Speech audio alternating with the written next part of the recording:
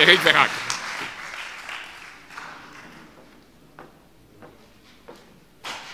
Good morning, and at first, thank you to you, Jacques, for your speech and for your invitation.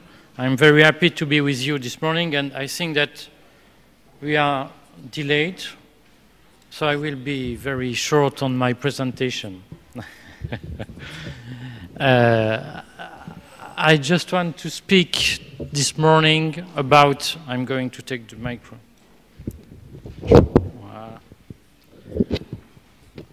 I'm going to speak this morning about France's banking system and financial crisis as an example of the need for a Glass-Steagall Act in France. At first, I want to make a point, a general point about my presentation, and to precise that I don't want this morning to do an economic analysis. I want to do a political analysis, because I think that the Glass-Steagall Act and the Glass-Steagall Act issue, for example in France, but even in the world, is a political problem and a matter of political choice, not a problem of economic system or of economic process. So I will present not an economical analysis, neither an historical analysis, but an attempt to understand the Glass-Steagall problem and the banking system problem today in France, like in the world, by the way of political analysis. It's very small on the board, but I want just to show 2 points this morning. You see there a board explaining the world ranking of banks. And usually when we read in the newspaper a ranking of the world banks, we have a ranking by market capitalization, the amount of the stocks in the world.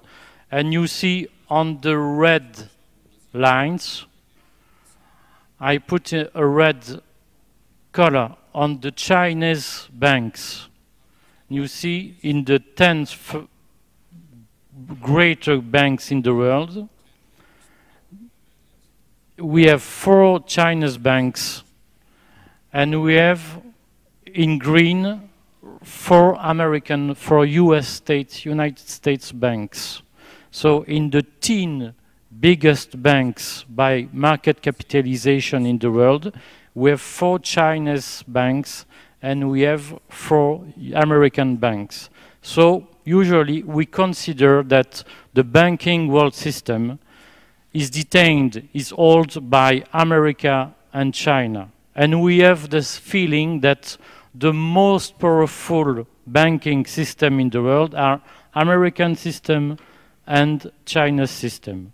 China's banking system is new, it's innovation, because China wants to have also a powerful banking system.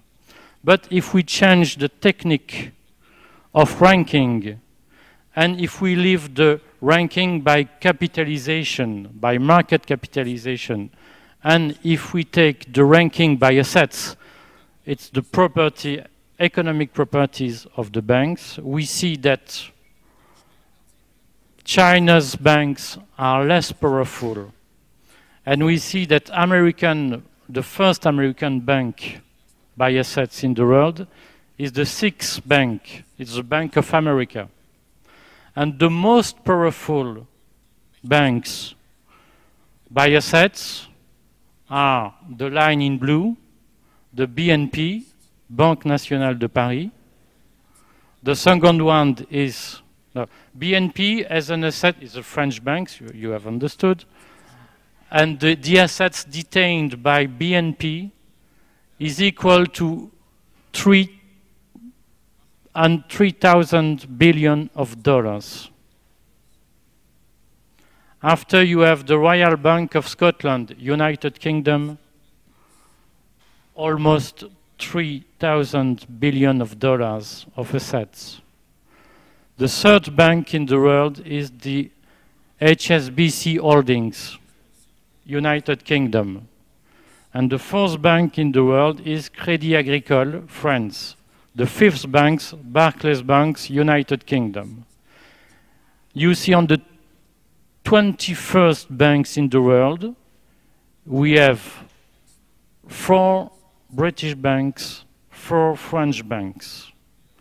What I want to show with this board is that we have the illusion that today financial system is held by China and United States, but indeed European banks, French banks, and United Kingdom banks are most powerful in the world. And the reality of financial system today is that it is held by European banks and European finance. A survey of those figures. Today, the total French bank's assets is about 8 trillion, 8,000 billion of dollars. British banks' assets, about 9,000 billion dollars. And total of US banks' assets, about 6 trillion dollars. So we see that France and United Kingdom have developed a very powerful financial industry. And this world-side financial industry, which exists like a true political power, exists since the 80s. And today, we don't have really an international competition between the European financial system, which is very powerful, and the other system, because European finance has an amount of assets which is very, very, very important. On this board, I try a comparison of our too big to fail and the size of the assets of the countries.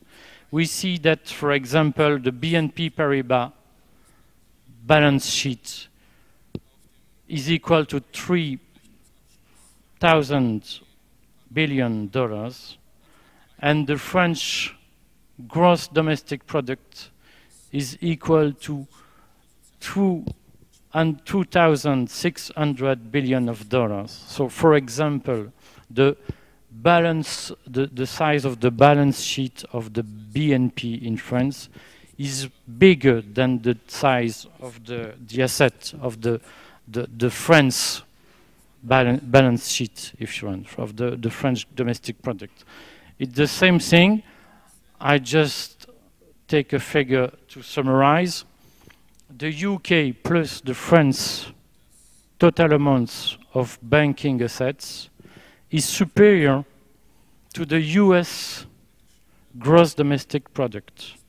In other words, the size of the French and British banks are more important today than the annual wealth produced in the United States.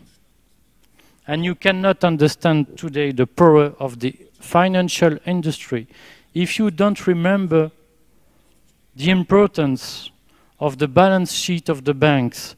Today, the balance sheets of the banks are more important than the national production every year in each world country, even in the United States. So, this short survey raises a few questions. And I want just deal this morning with 2 questions. It's a very long problem, but I have to be concise. At first, it's important to understand by which historical process French and United Kingdom countries have developed this financial industry, which is a world-size industry without true competition today. And the second question is important to understand: what is the role of the financial elite, the financial oligarchy, the financial power in each country? What is their role in this revolution, in the birth of the financial power? So, today I won't have the time to deal with the important problem of the banking system and the public debt, because if we had the time, we could see that public debt today is a result, a consequence, a natural consequence of the development of the financial world industry.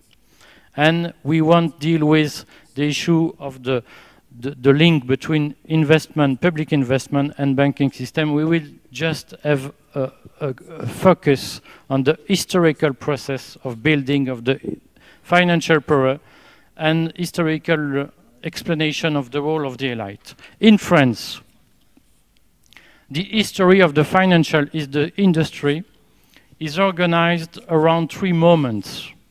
At first, just after the Second World War, we knew a period of superiority of states.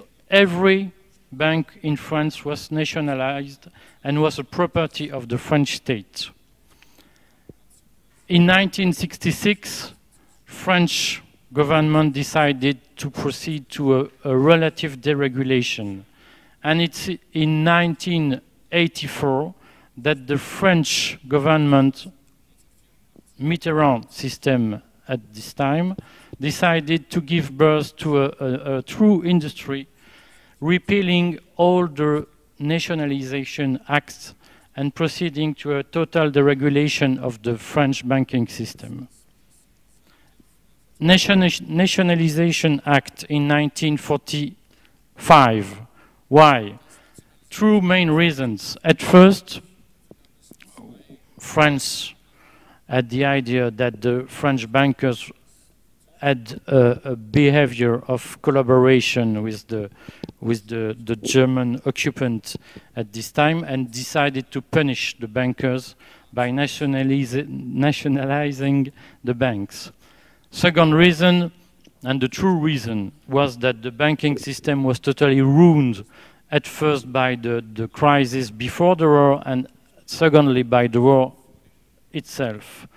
And the banks, French banks, were unable to proceed to the reconstruction effort necessary after the war. So in 1945, the government, with General de Gaulle, decided to pass an act about a separation of bank types according to their business. It's the Glass-Steagall French Act in 1945. And it was a good act because this system allowed a true reconstruction and an efficient reconstruction, totally operated and managed by the French state. At this time, the people who decided the reconstruction, the people who decided the public effort and the public investment were not the bankers. It was a department of the finance ministry, which was the treasury. You know, Jack, what is the treasury? It's a very important department. It was a very important department in the financial ministry. And it was there that everything was decided in the financing of France at this time. And it was efficacious, very efficient. In 1966, there was a first deregulation, and there was an act in France who allowed to the banks to develop their activities, and it was a first softening of the separation between the types of activities of the banks. And at first, at this time, the law, the act, permit a new development of private bank system in France. And in 1944, the government passed an act. It was the minister at this time was Pierre Verhaeghe, which is well known in France because he commits suicide 10 years ago, and it was a mystery. Pierre Verhaeghe decided to repeal the Separation Act of investment bank and credit bank, and he decided to repeal our Glass-Steagall Act and to proceed to a total deregulation of the French banking system.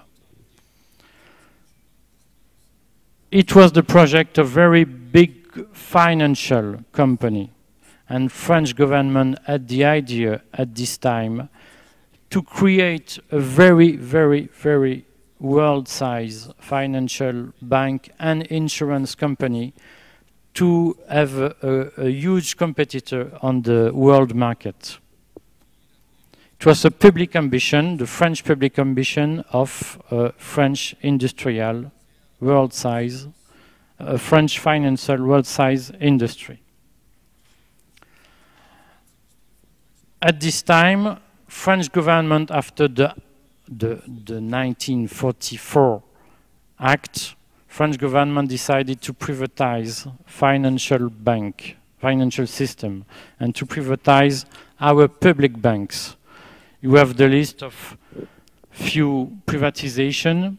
For example, Société Générale in 1946, Banque Nationale de Paris in 1993. It was a period of 10 years of privatization of public bank. And it is at this time that in France we develop a private banking system. Remember that 20 years ago, French banks were public, were state bank. And we decided to give to the private sector those banks and to constitute a world-size industry with those public banks privatized. How this is possible? What's the role of the elite in this constitution? I call that the birth of a financial power, because all those public decisions, all those political decisions has been taken by a French aristocracy. You know that in France we have a tradition of, we call that the dress nobility. It's a nobility which is constituted by public servants. And this is tradition of public servants, like noble people, who decided to privatize the French banking system and to organize a private industry of a world size. There is a concentration of French nobility, of republic aristocracy, in the General Finance Inspection.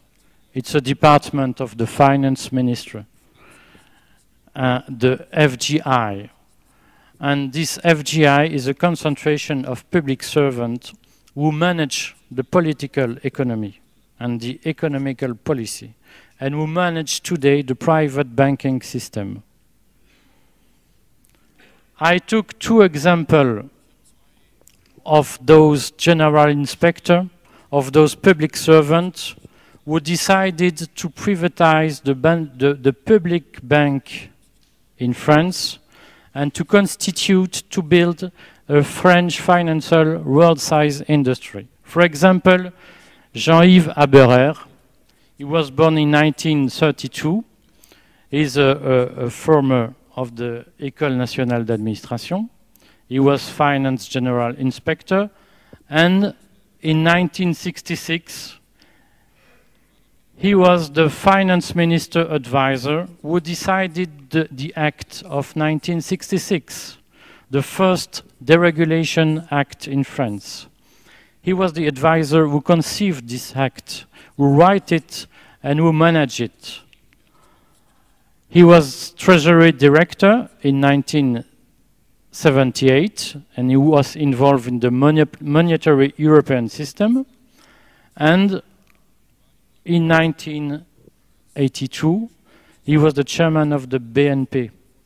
And you see the bridge between the public servant who decide the French policy about bank system, and this bridge between the public service and the private bank, where they become chairman and where they decide to operate the bank, the financial system in France after having decided their constitution. Jean-Yves Haberer is well known in France because he was the chairman of the Crédit Lyonnais at the period of the collapse of the Crédit Lyonnais, and the collapse of the Crédit Lyonnais, the failure, cost 15 billion euros to the French citizen. Another example of this French aristocracy who decided to constitute, to build the French banking private system is Michel Pébreau. He was born in 1942, École nationale d'administration, finance general inspector, finance minister advisor in 1970, and today chairman of the Banque Nationale de Paris.